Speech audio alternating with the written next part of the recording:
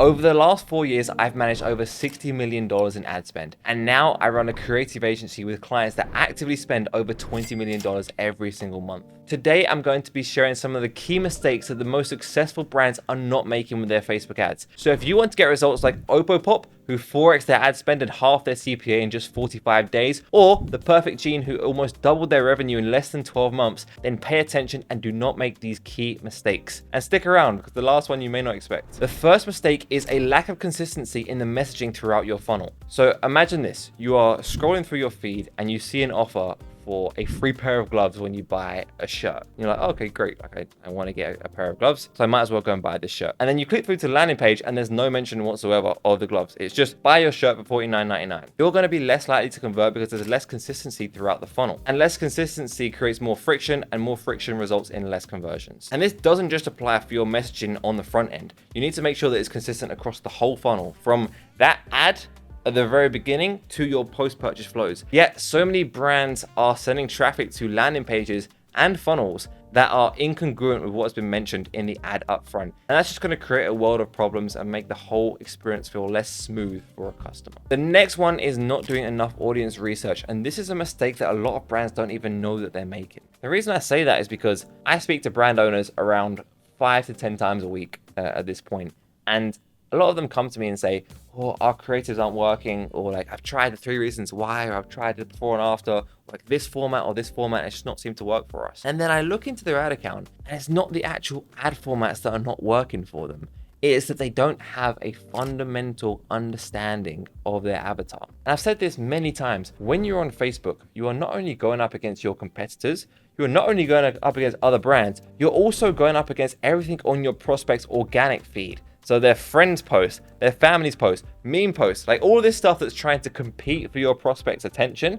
And ultimately, the piece of content that will win that battle for the attention is the person or brand who understands their target audience the best. And that means that you need to do the dirty work. Look through the customer reviews, look through the ad comments, the support tickets, the customer surveys, go online to forums where your customers hang out, Facebook groups, Twitter groups, whatever it is. You need to be taking the pulse of your customer base to understand the nuances about how they speak, what phrases they use, so that you can then sprinkle that back into your messaging. Because that's when your customers will feel heard and feel like they're being spoken to directly. And the great thing about doing this is you can take those learnings that you found in your ad creative and you can apply them to the rest of your funnel. So you can use that messaging on your landing page, on your product page, and in your back-end email sequences. So this is a very important exercise to do. And if you do that, you're going to increase the congruency of the messaging throughout your funnel, which in turn is going to make it a smoother experience for the customer. This one is probably the most underrated mistake that brands are making, and that is not having a proper naming convention. Most brands have some sort of naming convention.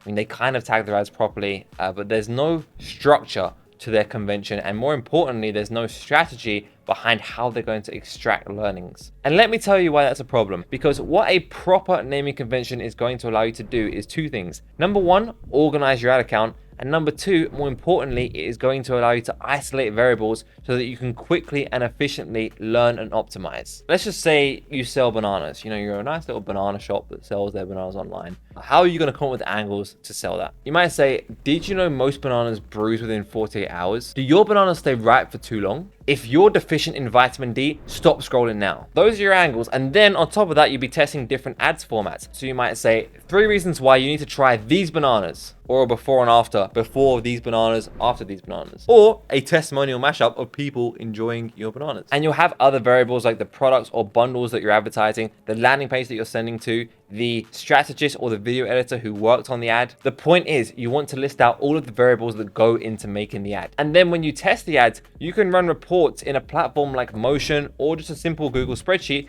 to isolate the variables that are working. So you can then say, oh, all right, when we run the ripe bananas angle, that tends to resonate better than our other angles. Or when we run this format, or when it's edited by this person or this creator. The point is, if you measure everything, it makes it much easier to spot the commonalities in the things that are working. And yes, it is a pain to set this up and implement it, but trust me, it is way less annoying and way less stressful than having to go through every single individual ad to identify what is working inside your ad account. And once again, this is going to help you with your messaging testing so that you can take these learnings that you found in the ad and apply them to the rest of the funnel as well. The next mistake is not spending enough time iterating on winning concepts. You find find a winning concept, you scale it up, it works really well for a few months, then it stops working, and then you're back to square one.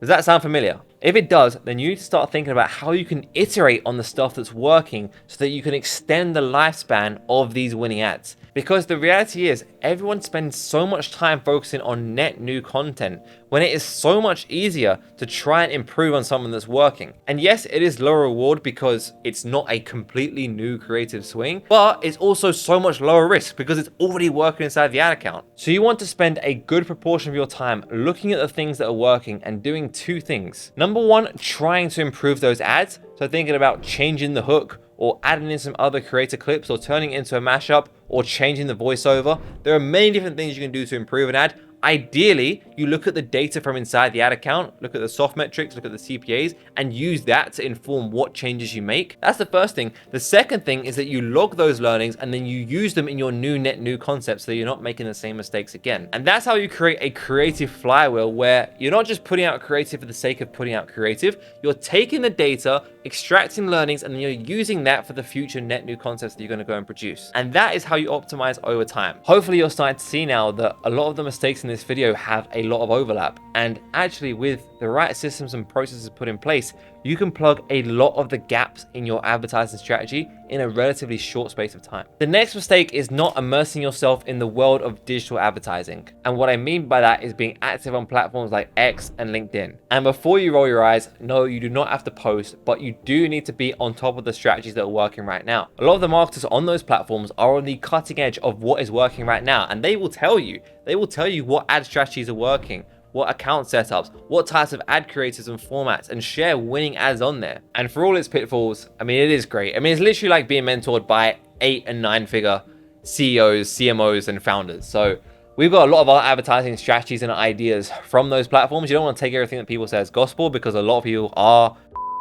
but you can get some good inspiration. Another way that you can keep your finger on the pulse is by frequenting the ad libraries of your competitors or other successful brands. And what we do is we use a website called Foreplay that allows you to save down ad inspiration from your favorite brands. So I've made a list for each one of our clients of 5 to 10 direct and indirect competitors, as well as some of the aspirational brands that we look up to. I'll put some of them on the screen right now. And we just check every couple of weeks to see what they're doing. What are they doing a lot of in terms of ad styles, formats, angles, pacing, creators? A lot of times with these bigger brands, if they're doing something a lot, it means that they're usually spending a lot. And if they're spending a lot on something, it's usually because it's working. Now, you want to take everything that you see on there with a pinch of salt, because at the end of the day, we don't know the metrics, we don't know what's working and what's not. However, it can serve once again as very good inspiration for you. Now, I can't cover the positive side of social media without also addressing the negative side. The next mistake is assuming that just because it works for someone else, it will work for you. And unfortunately, what gets engagement on X and LinkedIn is the binary opinions. You must do this,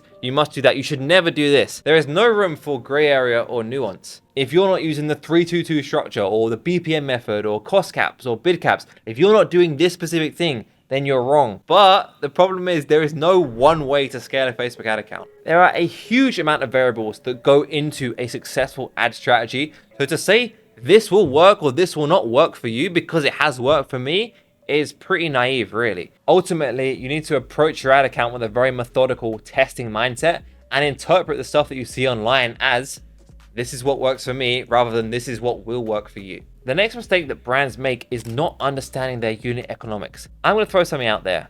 What if it's not actually your ads that are the problem? Because here's the thing, creative is your biggest bottleneck until it isn't. And what I mean by that is that ads are only one part of the funnel. And especially if you've already got a strong creative, there's only so much that you can do on the front end to decrease your cost to acquire a customer. And at some point, the biggest opportunity to improve comes from elsewhere in the funnel. So I always like to think about the 3 things that we can do as a business to make more money. We can decrease costs, we can increase the amount a customer spends, or we can increase the amount of times that a customer comes back. Decrease costs, we've already covered. That is primarily the job of your ad and your landing page. To increase the amount that someone spends or the average order value, can we add upsells or bundles to incentivize them to spend more? Or to increase the amount of time that someone comes back, can we make sure that our post-purchase email flows are in place? Can we make sure that our customer experience is A1? Can we think about launching new complementary products? Or most importantly, can we make sure that we are delivering on the promise that we made them originally so they actually want to come back and buy from us again? And the reason why it's important to put a focus on those 2 points is because at the end of the day, Decreasing your costs is a finite game. There is only so much that you can decrease that cost per acquisition. But increasing the value of your customers either through getting them to spend more or getting them to come back more times is an infinite game. And if you can increase the value of a customer to your brand, then what that's going to allow you to do is pay more to acquire a customer on the front end so that you can outbid your competitors and in turn grow at a faster rate. So that's just something to bear in mind, that sometimes it's the ads, but they're not always the problem. And that is the 7 mistakes that successful brands are not making with their ad creative. But fixing those mistakes alone is not going to help you generate top tier ads. If you want to do that, then click this video here where I go through my entire A to Z process on how we generate over 1,000 ads a month for D2C brands. So thanks for watching, and I'll see you over there.